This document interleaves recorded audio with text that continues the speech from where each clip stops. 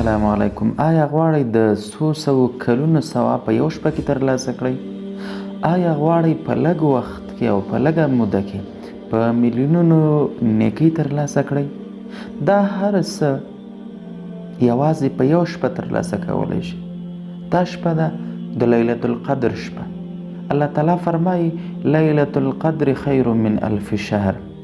شپه د لیلة القدر تر 1000 میاشتو غوره ده. امام مجاهد او نور مفسرین لیکي په دغه شپه کې عبادت تر 1000 میاشتو غوره دی.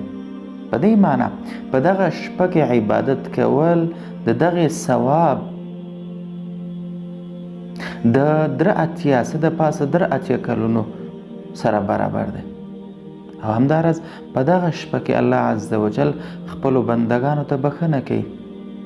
رسول صلی الله علیه وسلم فرمایي کله چې یو مؤمن، کله چې یو انسان، کله چې یو مسلمان دغه شپه په عبادت کې تیره کړي، په داسې حال کې چې دی ایمان لري او په دې نیت باندې چې الله عز وجل دلته ثواب ورکړي، دغه شپه په عبادت کې تیره کړي، الله تعالی د ګناهونه معاف کوي.